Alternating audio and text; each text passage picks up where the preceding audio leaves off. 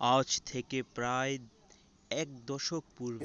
उससे मैं इधर उधर निकल जाता हूँ जब sorry sorry sorry sorry sorry sorry sorry sorry আজকে আমি কোনো কাহিনী শোনাবো না। কালকের কাহিনী শুনে একজন আপু আমাকে ইনস্টাগ্রামে জিজ্ঞেস করেছে, আদমখোর কি বাস্তবে আছে নাকি নেই। এই জন্য আমি আজকে আদমখোরের বিষয়ে কিছু তথ্য, এটা কি বাস্তবে আছে নাকি নেই, যদি থাকে এরা কেমন হয়, সব কিছু বলবো। তো কথা না বাড়িয়ে শুরু করা যাক আমাদের আজকের অনুষ্ঠান। যারা আমার চ্যানেলটিকে এখনো সাবস্ক্রাইব করেননি, দয়া করে সাবস্ক্রাইব করে নিন। Welcome to my channel ট্রিগারডারিয়ান।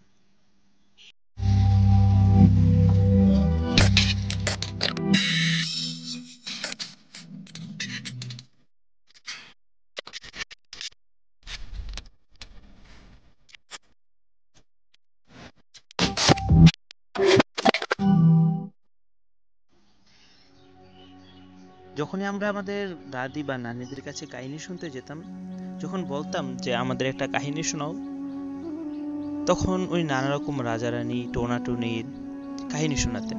তখন আমরা কান্না করে বলতাম, না দাদি আজকে এরকম নয়, আমাদেরকে আজকে ভূতের কাহিনী শোনাও। আর ভূত বলতে আমরা যেগুলো চিনি, জিন, রাক্ষস, মানুষ খেকো, এরকমই কিছু।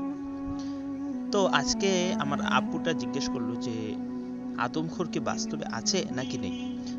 আদমখোর, আদম শব্দটা এসেছে মানুষ থেকে। আদম আলাইহিসসালাম পৃথিবীর সর্বপ্রথম যে মানুষ, তার নাম আদম। আর আরবিতে আদম শব্দের অর্থ মানুষ। আর খেকো তো আমরা বুঝি, খোর বলা হয় যেটাকে, যারা খায়, বেশি খায় তাদেরকে রাক্ষস, খেকো, খোর এইসব শব্দ দ্বারা আমাদের সামনে উপস্থাপন করা হয়। তো মানুষ খেকো মানে হলো আমরা যেটা বুঝি যারা মানুষ খায় তাদেরকে মানুষ খেকো বলা হয়। তো মানুষ খেকোর দিক থেকে যদি কোনো তথ্য পাওয়া যায়, সেটা হলো অনেক অনেক বছর পূর্বে একটা রোগ ছিল, রোগটার নাম হলো কুরু। আরেকটা রোগ ছিল যেটা স্ক্রেপি রোগ নিয়ে আমরা অন্য একটি ভিডিওতে আপনাদেরকে জানাবো। আজকে যেটা বলবো এটা হলো কুরু রোগ। কুরু রোগটা আসলে কি? কুরু রোগটাকে ইংলিশে বলা হয় লাফিং সিকনেস, মানে হাসির একটা পাগলা টাইপের রোগ, যে রোগটা মানুষকে হাসাতে হাসাতে মেরে ফেলে। আসলে এই রোগটা আসে গরুর শরীর থেকে। প্রথম প্রথম মানুষ এটা বুঝতো না, মানুষ ভাবতো যে এটা এমনি মানুষের গোশত খেলে হয়, কিন্তু আসলে এরকম কিছু ছিল না। এটা কিছুদিন আগে যখন গরুর একটা রোগ বের হয় ম্যাড কাউ নামে, ওই ম্যাড কাউ নামের যে রোগটা, ওই রোগের গরুর যখন পরীক্ষা করতে এটাকে নিয়ে যাওয়া হয়েছিল, তখন দেখা গেল যে ওই রোগের ধরনটা আর মানুষের যে রোগটা হয় কুরু রোগ, লাফিং সিকনেস, এই রোগটা প্রায় সেম। ওটা গরু যেভাবে মারা যায় মানুষের ঠিক সেভাবে মারা যেত, কিন্তু মানুষের শরীরে এই রোগটা কোনো কাজ করছে না। কেন করছে না? এই রোগটার একটা ওষুধ পূর্ণযুগে বের হয়েছিল, সেটার নাম হলো মানুষের মগজ। মানুষের মগজ খেলে এই রোগটা আর হয় না, কিন্তু আমরা তো কেউ মানুষের মগজ খাই না, তাহলে কেন আমাদের এই রোগটা হবে না? এ বিষয়ে ডাক্তার জানান যে আমাদের 15,000 বছর পূর্বেও নাকি আমরা মানুষ খেতাম, মানে আমাদের পূর্বযুগ যারা ছিল, পূর্বে আমাদের পূর্বপুরুষরা মানুষ খেত। আর মানুষ খাওয়াটা পূর্বযুগের জন্য তেমন বড় কোনো বিষয় ছিল না, নর্মালি বিষয় ছিল। 1557 সালের দিকে যেরকম আমাদের জঙ্গলি বলি, যেরকম জঙ্গলে যারা বসবাস করত, তারা মানুষ খাওয়া দাওয়া করত। তারা এলাকা থেকে, গ্রাম থেকে মানুষকে ধরে নিয়ে যেত এবং তাদেরকে আগুনে পুড়ে তারপর সবাই মিলে খেত আর মজা করত। ক্যানিভ্যালিজম নিউলার্ড কার্নের ভাস্কর্য 1650 সালে যে ভাস্কর্যটা, ওর মধ্যে স্পষ্ট দেখা যাচ্ছে একটি লোক একটা মানুষের পা খাচ্ছে। তার মানে বোঝা গেল ওই সময় মানুষের মাংস খাওয়াটা অ্যাভেলেবেল ছিল, তেমন কোনো বিষয় ছিল না। থিওদর গেরিকলের 1819 সালের আঁকা একটি ছবিতে রফটার অফ দ্য মেডুসা নামে একটি ছবি আছে, যে ছবিতে ড্যাম ডোবিস 1903 সালে লেখা বইয়ে দ্য আইল্যান্ড অফ ফরমোসা গ্রন্থে বর্ণনা করেন যে তাইওয়ানের চীনা অধিবাসীরা তাইওয়ানের আদিবাসীদের মাংস খেত, এবং শুধু খেতই না, বরঞ্চ তা বিক্রিও করত। 1809 সালে নিউজিল্যান্ডে মাওরি উপজাতিরা নর্থল্যান্ডে বা বয়েড নামের একটি জাহাজে প্রায় 66 জন যাত্রী ও ক্রুনে খুন করে ও তাদের মাংস খায়। মাওয়ারিরা যুদ্ধে সময় তাদের প্রতিপক্ষ মাংসও খায় স্বাভাবিকভাবে। অনেক সময় সাগর যাত্রীরাও দুর্যোগে আক্রান্ত অভিযাত্রীরাও টিকে থাকার জন্য অন্য যাত্রীদের মাংস খেয়েছে। 1816 সালে ডুবে যাওয়া ফ্রেঞ্চ জাহাজ মেডুসার বেঁচে যাওয়া যাত্রীরা ক্যানিভেলিজমে আশ্রয় নেয়। টানা 4 দিন সাগরের বেলায় ভেসে থাকার পর তারাও তাদের মৃত অভিযাত্রীদের মাংস খেয়েছে। শুধু এরকম কিছু নয়, আমাদের পাঠ্য বইয়ের একটি মূল বিষয় সেকেন্ড ওয়ার্ল্ড ওয়ার, দ্বিতীয় বিশ্বযুদ্ধ। 1943 সালে দ্বিতীয় বিশ্বযুদ্ধ জার্মানিতে প্রায় 1 লক্ষ যুদ্ধবন্দী সেনাদের রাশিয়ান সাইবেরিয়াতে পাঠানো হয়। তারা ক্যানিভালিয়ামে আশ্রয় নেয় কারণ তাদের ক্রমাগত খাবার খুব কম ছিল এবং তারা অসুস্থ হয়ে পড়ছিল। মাত্র 5000 জন বন্দী ছিল তাদের কাছে। ওই বন্দীদেরকে তারা 1 লক্ষ মানুষ ভাগ করে খেয়েছিল। দ্বিতীয় বিশ্বযুদ্ধে নিউগিনি জাপানি সেনাদের মাংস খাওয়ার কথাও তাদের উল্লেখ আছে। 1945 সালের ফেব্রুয়ারিতে জাপানি সেনা চিচিজিমাতে 5 জন আমেরিকান বিমান সেবাকে হত্যা করে খেয়ে ফেলে। শুধু তাই নয়, আধুনিক দিকের যদি আমরা লক্ষ্য করি, আধুনিক যুগেও এমন অনেক কিছু চেনা যায় যারা মানুষ খায়। যেমন কিছুদিন আগে প্রায় 2013 সালের দিকে 2019 সালের দিকে 14ই জানুয়ারি কালের কণ্ঠতে একটা আর্টিকেল প্রকাশ পায়, যে আর্টিকেলের মধ্যে পাওয়া যায় ভারতে কিছু লোক মানুষ খায়। ভারতের কিছু হিন্দু সাধু আছে যাদেরকে অঘুরি বলা হয়, তারা মানুষের গোস্ত খায়। যখন চিতায় মানুষকে পোড়ানোর জন্য নিয়ে যাওয়া হয়, তারা তাদের হাতে সেগুলো পোড়ানোর কথা বলে নিয়ে যায় এবং ভিতরে নিয়ে তারা সেটাকে না পুড়ে বরঞ্চ তাদের পূর্বের যে লাশ পচে গেছে ওইগুলোকে পুড়ে ফেলে এবং যে লাশটা নতুন এসেছে তাদেরকে তারা খেয়ে ফেলে। এরকম অনেক কিছু পাওয়া যায়।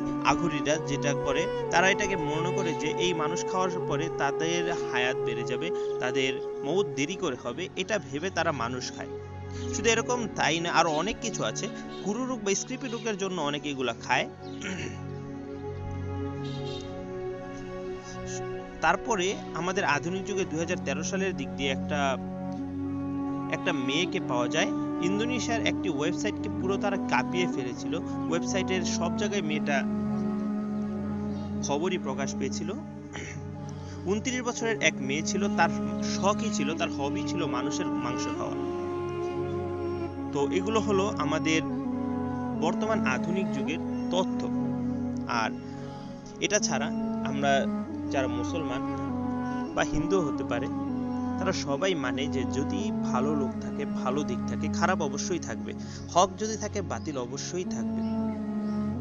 হিন্দুদের ভাষায় যদি বলা হয়, যদি পরমাত্মা থাকে তাহলে দুষ্টাত্মা অবশ্যই থাকবে। যদি ঈসা মুসা থাকে তাহলে অবশ্যই খারাপ একটা দিক থাকবে, জিন থাকবেই। পৃথিবীতে ভালো যেদিকে আছে, খারাপ অবশ্যই থাকবে।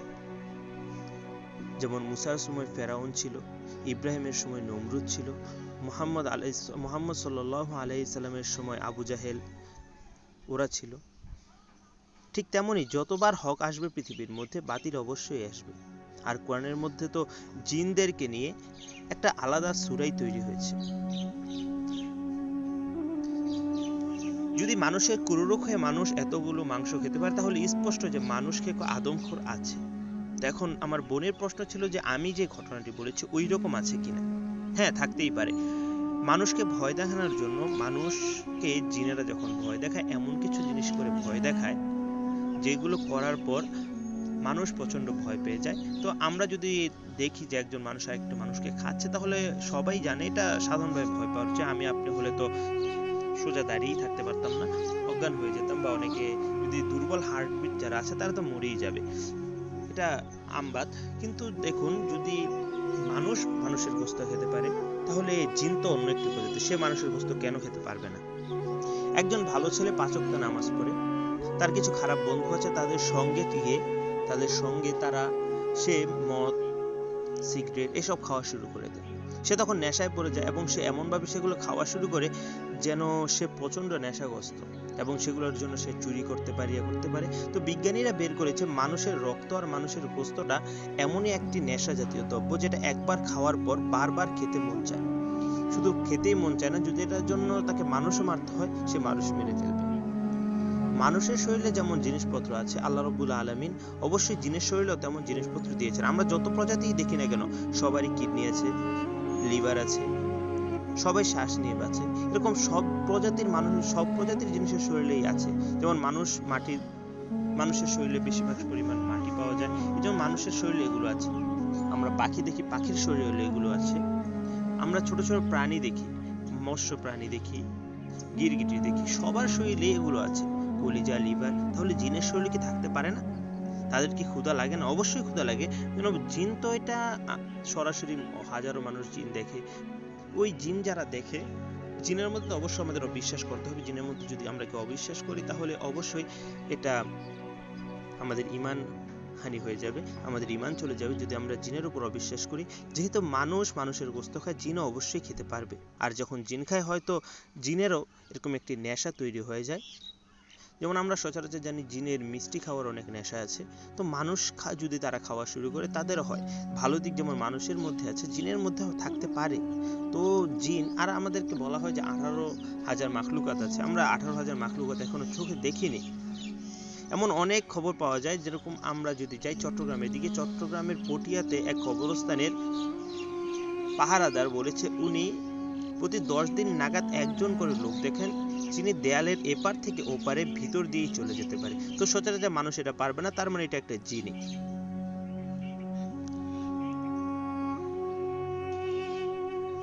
যেহেতু এটা একটা জিন, তার মানে এটা একটি আমবাত যে জিনও মানুষ খায়। তো লোকটার কথা অনুযায়ী মানুষ খায়, তার মানে আমাদের এটা প্রমাণ হয়ে গেল যে আদমখোর বাস্তবে আছে। আর আদমখোর মানুষও হতে পারে বা অন্যান্য প্রজাতিরও হতে পারে। কিন্তু আদমখোর আলাদা একটা প্রজাতি কিনা এই বিষয়ে এখনো পর্যন্ত কোনো তথ্য আমাদের কাছে আসেনি। যদি আসে তাহলে আমি অবশ্যই আদমখোর নিয়ে আরেকটি ভিডিও বানাবো। ধন্যবাদ আমার ভিডিওটি এতক্ষণ শোনার জন্য। যদি ভালো লাগে লাইক করুন। যদি কোনো কিছু জিজ্ঞেস করার থাকে, মন্তব্য করার থাকে, আপনি অবশ্যই কমেন্ট করুন। কমেন্টের জবাবে যদি আমার আরেকটি ভিডিও বানানো লাগে আমি বানিয়ে দেবো, কোনো সমস্যা নেই। I am free. বাসায় থাকুন, প্লিজ স্টে ইউর হোম। আপনার নিজের জীবন বাঁচান, ফ্যামিলির জীবন বাঁচান। আপনারা ভুলে যাবেন না, পৃথিবীর বিদেশ মানে বাংলাদেশের বাইরে যত রাষ্ট্রের মধ্যে আমরা এখন কোভিড-19 দেখতে পাচ্ছি, করোনা দেখতে পাচ্ছি। করোনা নামক ভাইরাসটা যখন 50 থেকে 51 দিন হয় তখন তাকে ওইখানে মহামারী রোগ দেখা দেয়। আমাদের এখনো পর্যন্ত কিন্তু 50 থেকে 51 দিন হয়নি, তাই সাবধান থাকুন। এখন আমাদের এখানে 51 জন মানুষকে করোনা আক্রান্ত পাওয়া গিয়েছে, তাই সাবধান থাকুন, ঘরের মধ্যে থাকুন। আপনাদের এন্টারটেইন করার জন্য আমরা আছি। আমরা অবশ্যই আপনাদের এন্টারটেইন করব যাতে আপনাদের ঘরে বোরিং না লাগে। ঘরে থাকুন, সুস্থ থাকুন, বাইরে যাওয়ার কোনো প্রয়োজন নেই। নিজের লাইফ নিজের হাতে। শুধু নিজে বাঁচবেন না, সবাইকে বাঁচানোর আল্লাহ যেন আমাদের তৌফিক দান করে। যদি আপনি এমন ভিডিও আরো দেখতে চান তাহলে অবশ্যই আমার চ্যানেলটিকে সাবস্ক্রাইব করুন এবং পাশের বেল আইকনে ক্লিক করুন। Thanks for watching.